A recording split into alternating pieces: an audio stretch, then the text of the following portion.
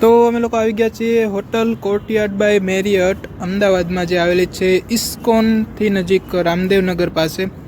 અને અંદર એન્ટ્રી થતાં તમે એકવાર ઇન્ટિરિયર જુઓ, આખું તમને અલગ જ દેખાઈ આવશે. અને હવે અમે જઈએ છીએ લિફ્ટની અંદર. SF બોલે તો સેકન્ડ ફ્લોર. અને સેકન્ડ ફ્લોરે પહોંચતા જ તમે જે ગ્રાઉન્ડ ફ્લોરનું જે ઇન્ટિરિયર છે જો સોફા છે અને બાકી બધું છે આખું અલગ જ તમને દેખાઈ આવશે.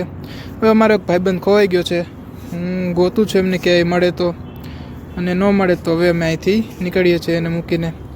જોઈએ ક્યાંય મળે તો હું ગોતવા નીકળું છું.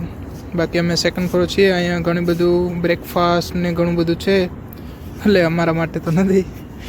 હવે ફાઇનલી એના પછી અમે આવી ગયા છીએ એક સોડા પીવા માટે. એક પ્રખ્યાત સોડા છે અમદાવાદની, ફુદીના અને આદુની, જે ઓરિજિનલ ફુદીનો ત્યાં તમારી સામે પથ્થર ઉપર ક્રશ કરીને અને આદુ કહીએ એની સોડા પીવા માટે અલગ જ સ્પેશિયલ સ્વાદ છે.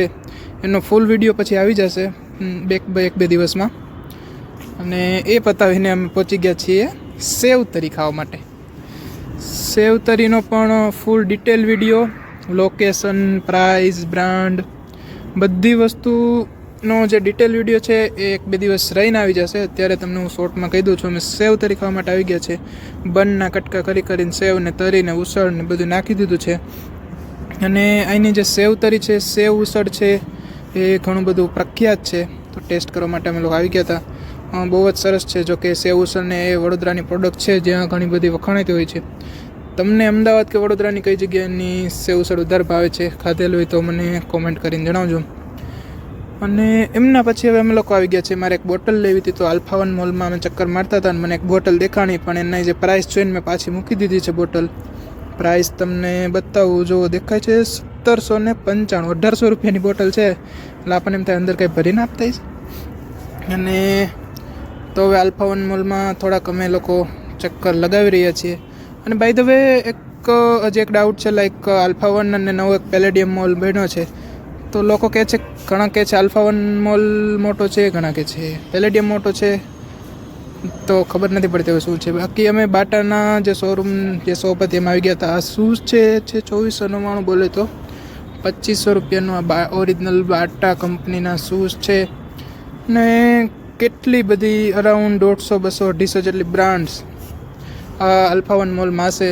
ટાકો બેલ છે, મેકડોનાલ્ડ છે, બર્ગર કિંગ છે. આ બધું ટોપ ફ્લોર ઉપર તમને સ્નેક્સ કે નાસ્તાના ઓપ્શન મળી રહેશે. તો હવે આલ્ફા1 મોલને અમે લોકો એક્સપ્લોર કરી રહ્યા છીએ. ઘણી બધી બ્રાન્ડ્સ એવી પણ છે જે ક્યારેય સાંભળી પણ ન હોય. અને ફાઇનલી હવે આલ્ફા1 પતાવીને ટાઈમ થઈ ગયો છે અમારો ક્રિકેટ રમવાનો. આજે છે સેટરડે, તો બધાને રજા હોય છે મોસ્ટલી સ્ટુડન્ટને. અને 4:30, 5 જેવું થઈ ગયું છે અને અમે ગ્રાઉન્ડ આવી ગયા છે. એકવાર ગ્રાઉન્ડ જુઓ તમારે. ગ્રાઉન્ડ એટલે સમજો ને, આ હશે દુનિયાનું સૌથી મોટું ગ્રાઉન્ડ. બટ અમારી પાસે પ્લેયર છે ખાલી 12-13 જ, એટલે કે બધી ટીમમાં 5-6 આવે એટલા જ પ્લેયર છે. તો અમે ટ્રાય કરી છે રમવાની, હવે મેળ પડે તો. બાકી જુઓ તમે મારી બોલિંગ. અને પહેલાં તો અમે ટ્રાય કરતા હતા કે ટીમ કઈ રીતે પાડશું, ટીમ પાડવી કે ન પાડવી, અને કોઈ તૈયાર નથી ટીમ પાડવા માટે. ફાઇનલી આ બે તૈયાર થયા છે ટીમ પાડવા માટે, પરંતુ બે સેમ જણાને જ માગે છે. તો હવે ફાઇનલી ટીમ પાડીએ છીએ અને મળીએ છીએ નેક્સ્ટ વિડીયોમાં. ત્યાં સુધી અમે ક્રિકેટને એન્જોય કરીએ છીએ. યુટ્યુબમાં જોતા હોય તો ચેનલને સબસ્ક્રાઈબ કરવાનું ના ભૂલશો. કોઈ સબસ્ક્રાઈબ કરતું જ નથી, વિડીયો જોવે છે, કોઈ ચેનલ સબસ્ક્રાઈબ કરતું નથી. નીચે બટન છે સબસ્ક્રાઈબનું, એ સબસ્ક્રાઈબ બટન દબાવો અને સબસ્ક્રાઈબ કરો. અને જો ફેસબુકમાં જોતા હોય તો ફોલો કરી દો, ફોલો બટન દેખાતું હશે.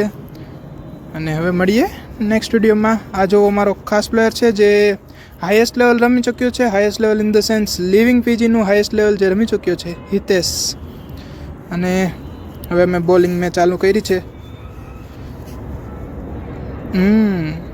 પીચમાં કંઈ હતું નહીં, ઘડીક ઉપર જતો હતો ને ઘડીક નીચે જતો હતો, પણ બોલિંગ કરવાનો મને બહુ જ ઇન્ટરેસ્ટ છે. એટલે હું બોલિંગ હું જ પહેલી કરતો હોઉં છું મોસ્ટલી. મળીએ નેક્સ્ટ વિડીયોમાં. ફ્લાઇટ નીકળે એવું લાગે છે, આઈ થિંક તમને અવાજ પણ આવતો હશે. મળીએ નેક્સ્ટ વિડીયોમાં. જય શ્રી રામ.